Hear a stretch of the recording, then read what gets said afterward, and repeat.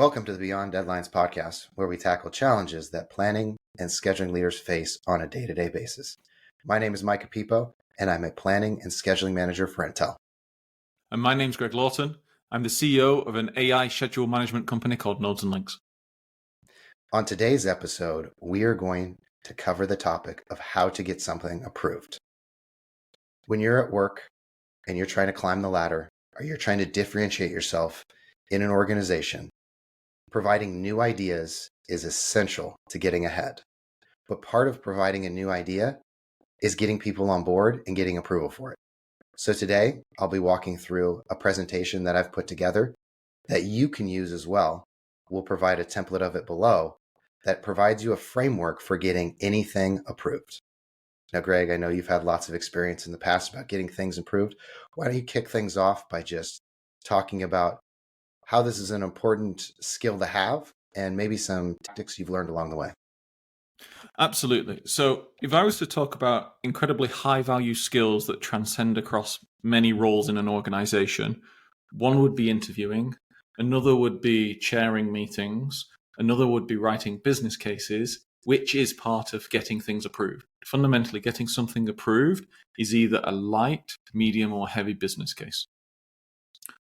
You cannot generally achieve any senior status without the ability to compile business cases. So if you think about it, if you have a team of 10 people and you need 12, I need to justify 12 people and get that approved. What I'd say is that the getting things approved sits on a matrix. It sits from light touch to heavy touch, and it sits from informal to formal. This skill set applies across all of them. It just depends on how detailed you are with the specific ask. Just to kind of outline this, some tips and tricks. My start is you always pyramid principle this. So you have to start. There's a challenge. We're going to be late on the schedule. I believe I can recover it by 2 months. 2 months is worth 20 million to us. I need 4 engineers and 2 schedulers to be able to do this. I'm going to put in a proposal within 2 days to get this. That's the kind of very short, high level that people need. And then you'd break it down. With that, Micah, why don't you give some thoughts or crack on with your presentation? Let's crack on. Give the people what they want. All right, here we go. Can you see it? Yes. I like the title. Yep, the Getting Something Approved presentation. Your name here. So again, we'll provide a link to this down below. You can use this presentation, as much as you want, wherever you want. Essential agenda slide, and we're going to work through these. But part of this, you mentioned the pyramid. So I like to start off any sort of approval with the ask. Mm-hmm. So at the very beginning, start off with what you're asking for. What's the big summary? I think you did a good job highlighting an example earlier. Current challenges, current costs, potential solutions, how the solution will help fix the problem. What's that return on that on investment we're going to see, and an implementation timeline. Just before we dive on, I just want to explain to everyone here why Micah and I hammer get the ask up front and the pyramid principle. The reason for that is the vast majority of people are trained in essay writing. When you're at school, you write essays, and when you're at university, you write essays. And essays are a timeline story. It's a start, a middle, and an end, and the end is kind of the conclusion.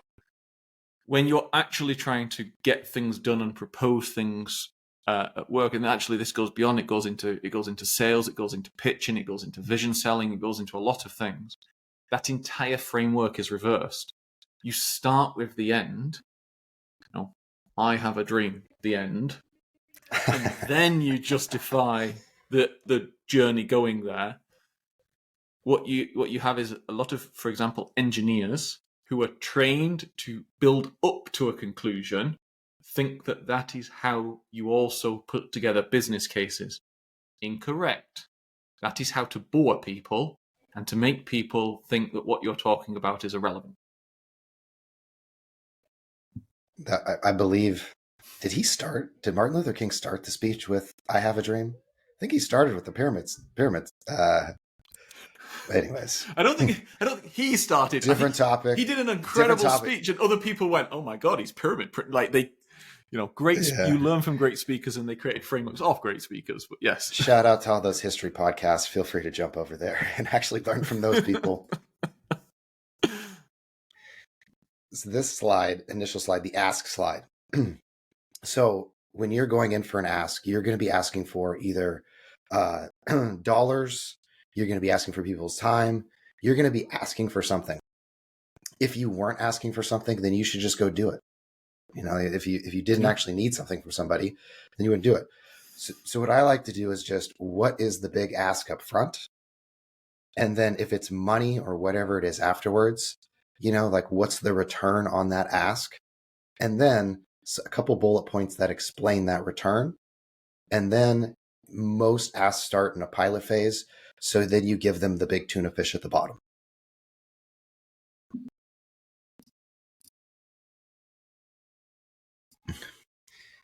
To me, the reason why I like this framework up front and why I think it just gets to the point quickly. So that way, as they start walking through the slides, they're like, if you ask, let's say for $30,000, they can be thinking in their minds, is this worth $30,000? That's the journey we plan to take you on. I'll give an example as we go through to bring it live. I want to automate all reporting on project 1 for a cost of 30K. By automating project reporting, I'll release 10,000 hours back into the project that are worth 3 million. If we scale this across every project, we'd save 30 million a year and have more standardization. That's exactly how you do it. Excellent work. Then if we're going into the framework of how people would look at your ask, you need to now paint the picture of why this is a problem. Most people aren't going to be living at your desk in your circle and fully understand the day-to-day issues. And you probably have this long list of hundreds and hundreds of issues. You need to distill, synthesize them, and then bring them into 3 to 4 bullet points, basically. I like to use some simple graphics on the challenges side to evoke a little bit of emotion. And these challenges will usually go to very common root causes: money, time, and people's frustration. So going back to your previous example, Greg, if it was reporting, we're wasting a bunch of money and people's time doing analog tasks that could be automated. This is creating a much longer reporting cycle, and you're actually, Mr. VP, who's going to approve this, much later getting your information instead of earlier, so you can't make critical decisions. And overall, both of this is kind of frustrating everyone who's involved in it. The people who are creating the reports, they are frustrated how long it's taking and how much time they're spending on it. The people who have to then present and use this information, it's late, so they're frustrated. And so that's where I kind of like to blend in a little bit of dollars, time, and people's frustration. You can really use anything, and you want to be specific and have those items resonate with who you're presenting to. If anyone noticed there as well, Micah also used a little bit of the SPIN framework, which is situation, problem, identification, needs, payoff. So this situation's happening. It's created this problem. By the way, a problem in itself isn't a bad thing. The impact and the needs payoff. So he said, for you, Mr. Director, this is the pain, the the solution then will give us the needs payoff. By solving this problem, you will get this back. But remember, it's just that 3 segmentation: situation, pain, implication. You have to, pains and implications are different things. Reporting is slow. Okay. And why do I care? You care because you're not getting information in the time you need to get it. Okay, I do care now. One other thing I would point out that we didn't address at the beginning, you really need to nail your title slides, because that's what people are going to read first. Yeah. There's a couple different frameworks that are out there. We'll link them below.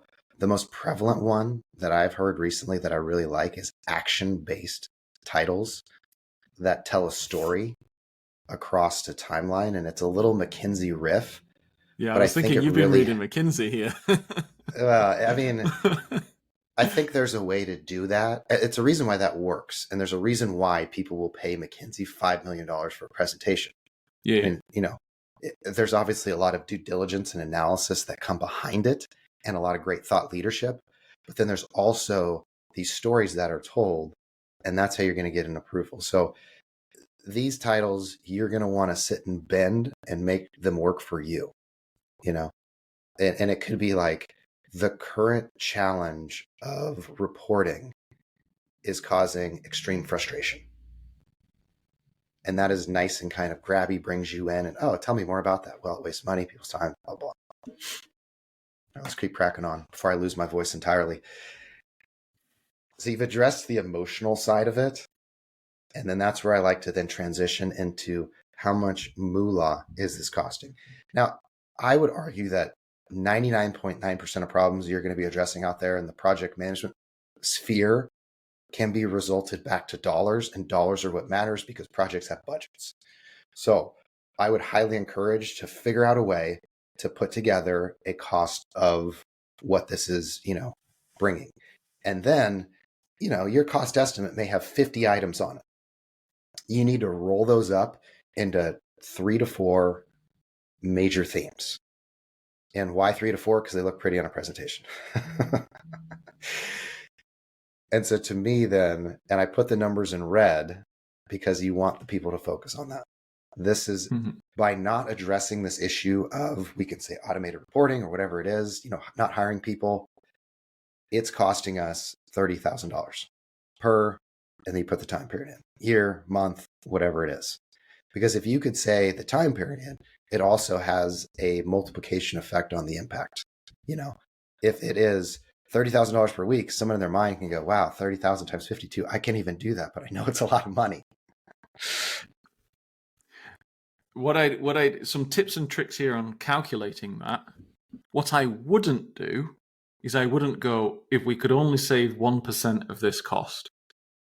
Top down rarely gets approval if it's any meaningful spend. What I would do is do a bottom up, which is one unit of this. So one single report has this impact. And then I would do a story of extrapolation. So one report has this impact. We do 52 of them and build it up that way. Yeah. And I want to keep providing people examples outside of just the report, because I think this framework can be used for anything. Not hiring an additional person, we're missing out on this opportunity, which costs us this. Like, we're not going through all of the change orders. And so we're missing out on potentially catching X, Y, and Z costing us this. This new process, by doing the old process, is costing us this amount. I mean, you can really, the nice part about this framework is you can apply it to anything. Not buying this AI software. I'm going to need an additional 30 million budget from you to hire all of the additional labor I'm going to need to actually do the job that you've promised. Yeah, exactly. And then once you've painted the problem, you've probably the cost of the problem. Hopefully at that point in time, the person's mind is burning with, all right, what's the solution? What can we do to fix this problem? You've got me to the point where I'm like, we got to do something. And one of what I like to do in this situation is show that you've gone out and crevassed whatever it is, and you've looked at either a potential market of software solutions or hiring people full-time, vendor, resources from other teams, these different sorts of styles of processes, whatever it is. And you just paint the picture that I've had these 3 to 4 options, and here is something that is, clearly better, so in this little scatter plot that I put together, you can pick basically anything for your XY, labels. And then you just make that something, obviously that you're proposing. It should be the best. You make it look the best. And then you can talk to what are some of the other options. Other potential solutions you could do on this slide, when you go for potential solutions that could solve it, you could look at doing it in a table format as well. Here are the 3 we analyzed. Here's some of the things we were looking at part of our grading system. Does it have open APIs, or, like what are the like onboarding costs, or, whatever it is, whatever solution it is. You can also put this in a table format as well too. But just showing that you've gone out, you've researched potential solutions should follow your next slide, because then you're going to then dive into the solution you did select. And it gives people kind of that like, oh, okay, they've done their market research. They know what they're talking about. What is that recommendation?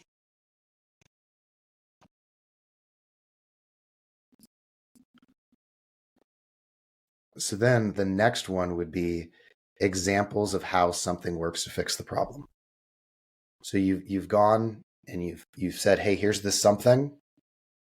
Here is a specific screenshot, a specific workflow, a specific whatever you want to include. And then you need to talk about, this reporting, a couple clicks of a button, you get your report out. The reports are standardized, and we can actually run even more advanced calculations. If you're looking to hire someone, now we will be able to cover that change order bucket. We'll be able to deep dive and actually review and scrub those change orders. And we'll have someone who can standardize this process to alleviate our overheads on it. You're just diving into explaining what that solution is that's going to help the problem. Mike, you've just made me think about the value framework. I won't mention it now, but I think you and I need another podcast on the value framework in projects and construction. Essentially, what Micah's doing here with this slide is he's increasing the perception of probability of success. That's what you're doing. If you've pitched something, all decisions to senior leaders are 2 things. One is benefit to cost, and the other is risk. So if I'm thinking, if I get an ROI of 100% and my risk is 0, I will find you $1 billion. If I get an ROI of 500%, but my risk is incredibly high, I might only chance it with 10 grand. This is essentially what you're doing. The risk component is actually one of the largest components to making senior decisions. Risk plays a tremendous amount in how people think and the psychology and how they think. And there's some real interesting biases along that framework as well too. Cruising on, after you've then said, here's the solution, hopefully they've gone into their brain saying, yeah, that's great, Micah, but how much does this cost me? So then the next slide you're going to hit them with, here is a breakout of the ROI. Let's walk through where we're seeing the costs and then where we're going to see the savings.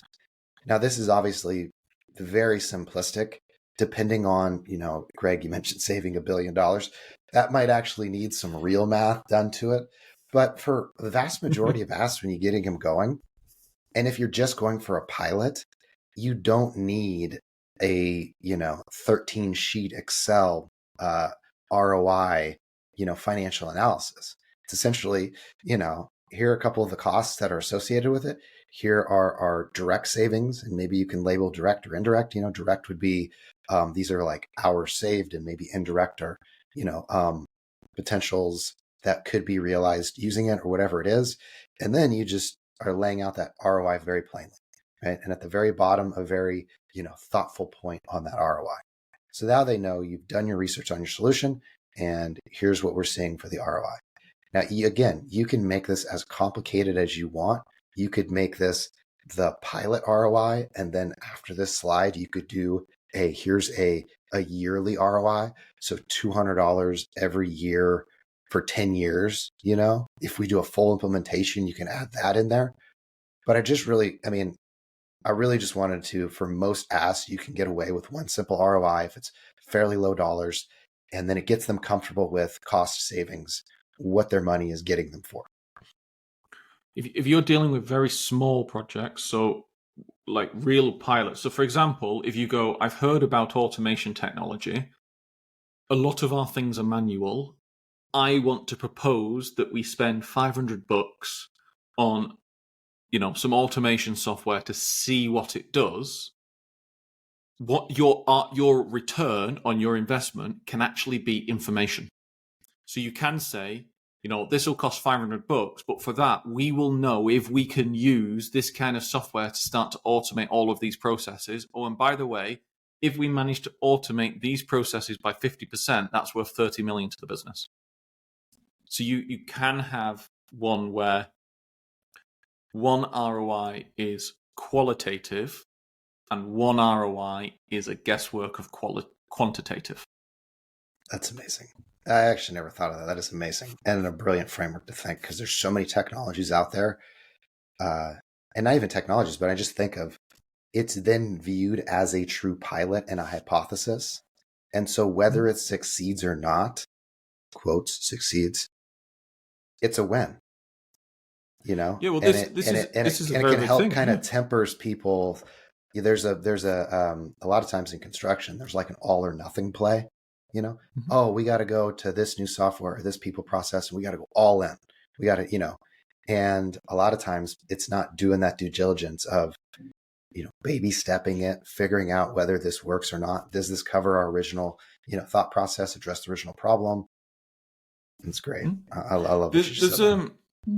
This is actually comes down to a core principle. Like, what is actually the difference between I'll call venture startup as opposed to a startup just starting a business? What's the difference between a venture startup and an enterprise?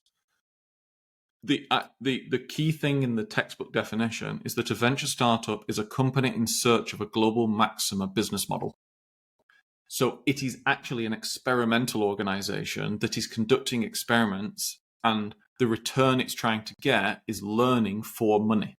So it's spending money to achieve learning, to find a global optimum business model that then you replicate and grow. So, and by the way, all businesses work like this. It's just the core principle.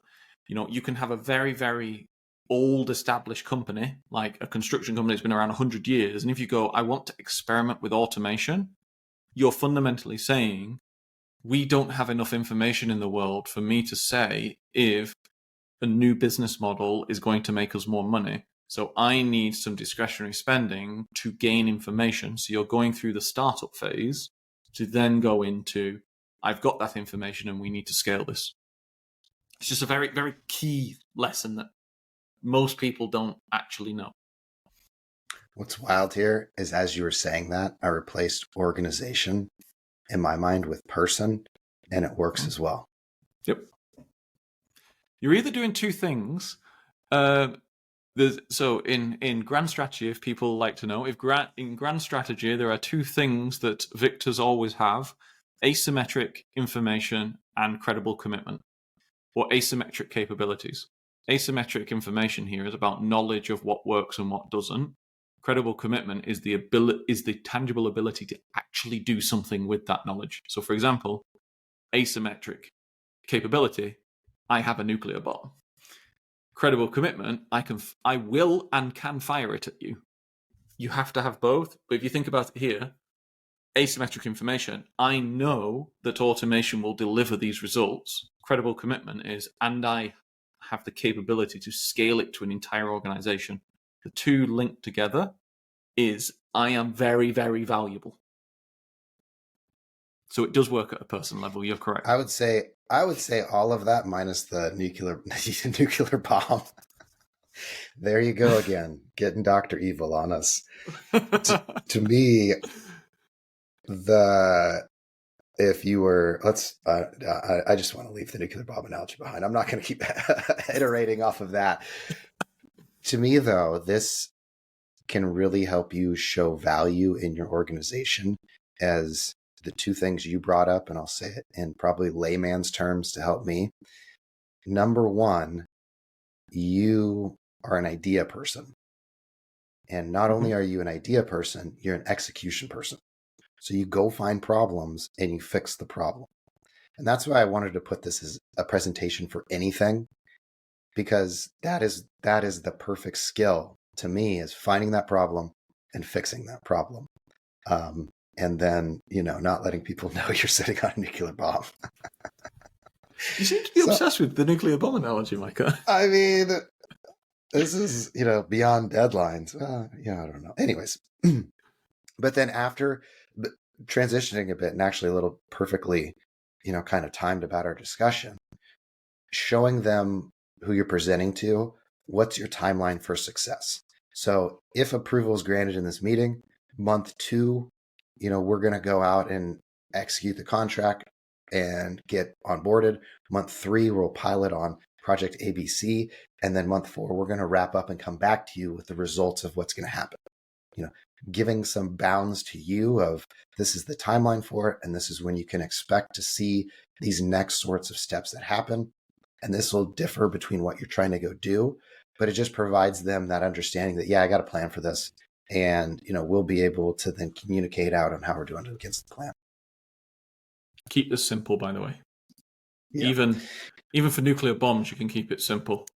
Do research, make uranium, make bomb. Don't drop it. Yeah, don't drop it. Because you can drop the bomb here. If you provide too much, and I guess this is a little bit of a tip for overall in the presentation, you're wading out into the unknown. You're in a kind of a gray space that you aren't going to know a lot about what's going to happen. They're not going to know what's a lot's going to happen. That's why you're going and doing this. But I've just found with type A type people on the executive level, you start laying in all these details in this massive plan. 1, they can't follow it, so it confuses them. And then 2, it just opens you up for little questions and like nitpicking little items versus like, hey, in a month, we'll just do this. And most people will be like, great, that sounds awesome. I'm going to say why I think that we could have a very complicated answer of why that is, but I'm going to actually summarize it as one single thing. The job of individual contributors is to produce work. The job of senior executives is to de-risk the business so much so that it is unlikely that the business fails in its objectives. It's actually the reverse. The executives are not there to achieve success. Executives are there to de-risk failure so that success is the only option. If you present things that are complicated to them, complicated is risky because there are many things that can go wrong with a complicated thing. There are a few things that can go wrong with a simple thing. So if you keep it simple, it is perceived as less risky, which is exactly what their job is. Keep it less simple or more simple. I was getting to the end of the conversation. My voice is dying, so apologies. Yes, absolutely. Keep it simple. The last slide, don't do a backup. Don't do a thank you. Recap what your ask is, and then pause in the awkward silence. So just to recap what we discussed today, I'm asking for, insert software, insert people, X amount of dollars. This pilot again carries this. These are the things we're saying. Let us know how you want to proceed. Mic drop. Move on with your life. See what the response is back.